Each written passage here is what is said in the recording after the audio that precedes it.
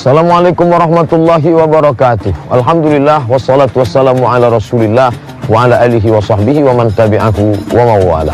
Di antara hikmah puasa yang dapat kita petik setidaknya ada 5 poin penting. Yang pertama, puasa mendidik kita untuk merasakan perasaan orang lain. Kita tidak dididik secara teori, apa itu lapar menurut bahasa, apa itu lapar menurut istilah, bagaimana itu lapar, bagaimana itu rasa lapar, tapi langsung kita rasakan begitulah rasanya lapar. Kalau saudara kita lapar, beda lapar kita dengan lapar mereka. Lapar kita masih ada batas waktunya, nanti azan maghrib berkumandang kita akan makan, kita akan minum dengan makanan yang nikmat, minum yang menghilangkan dahaga. Tapi saudara kita yang jauh di sana, bahkan mungkin di dekat dari tempat tinggal kita, mereka yang lapar tanpa batas, lapar pagi, lapar petang, lapar siang, lapar besok, lapar berikutnya. Maka tidak ada gunanya bicara lapar, seminar tentang lapar. Tapi yang membicarakannya orang-orang kenyang, narasumbernya kenyang, panitianya kenyang, hanya akan menghasilkan teori-teori semata. Oleh sebab itu Islam mengajarkan la yu'minu ahadukum, kamu belum beriman, kamu tidak beriman, hatta yuhibba li akhi, sampai engkau merasakan perasaan saudaramu, wa yuhibbu li nafsi. Kalau makanan itu enak, terasa mengalir di tenggorokanmu, begitu jugalah mengalir di tenggorokan mereka. Kalau makanan itu terasa lezat di kunyahan mulutmu, begitu juga makanan itu berada dalam mulut mereka. Perasaan ini yang terus dipupuk selama 1 bulan penuh. Yang kedua, Ramadan, siam, puasa mendidik kita bagaimana konsisten dengan waktu. Siapapun orangnya, kalau sudah azan berkumandang waktu fajar terbit, kulu makanlah, washrabu minumlah, hatta yatabayyana lakumul khaytul abyadu minal khaytil aswadi minal fajar, sampai terbit fajar. Tidak bisa ditawar-tawar.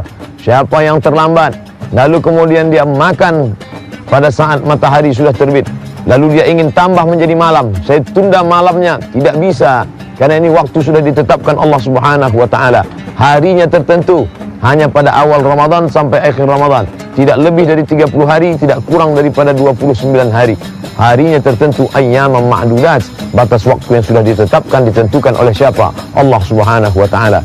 Yang ketiga, puasa mendidik kita penuh dengan kesabaran. Pada saat panas terik, haus mulai terasa menyengat di tenggorokan. Pada saat itu emosi mulai naik, gula darah turun, emosi mulai naik, mau marah. Tapi saat itu kita sudah dididik.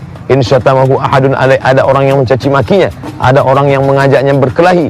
Faliyaqul inni shaim, aku sedang puasa, saya sedang puasa. Pada saat itu kita sedang diajarkan mengontrol emosi. Bila orang yang dalam keadaan lapar, dalam keadaan haus mampu mengontrol emosinya, apalagi orang yang dalam keadaan kenyang, suasananya tenang, maka kita amat sangat dididik dalam sebulan penuh Ramadan ini. Adapun yang keempat, maka keempat kita diajarkan bagaimana orang-orang beriman itu melawan hawa nafsunya. Mata ingin melihat, telinga ingin mendengar, jiwa ingin berontak, pikiran ingin merenungkan segala sesuatu yang haram-haram, hati ingin berkata-kata. Tapi pada saat itu dia lawan kantuknya, dia lawan marahnya, dia lawan hawa nafsu makannya, dia lawan nafsu minumnya, dia lawan nafsu syahwatnya. Padahal makanannya halal, minumannya halal, istrinya halal, tapi dia mampu menahan. Kalau pada saat Ramadan, siam, puasa, dia mampu menahan diri dari yang halal, maka setelah keluar Ramadan, insya Allah dia pun punya self control, mampu menahan dari segala yang diharamkan Allah Subhanahu wa ta'ala. Kemudian terakhir yang kelima adalah merasakan muraqabatullah, pengawasan Allah Subhanahu wa ta'ala, ma'iyyatullah, kebersamaan dengan Allah Subhanahu wa ta'ala.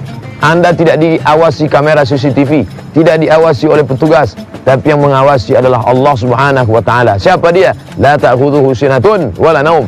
Dia yang tidak mengantuk, dia yang tidak tidur, dia tetap bersama. Wa huwa ma'akum aina ma kuntum.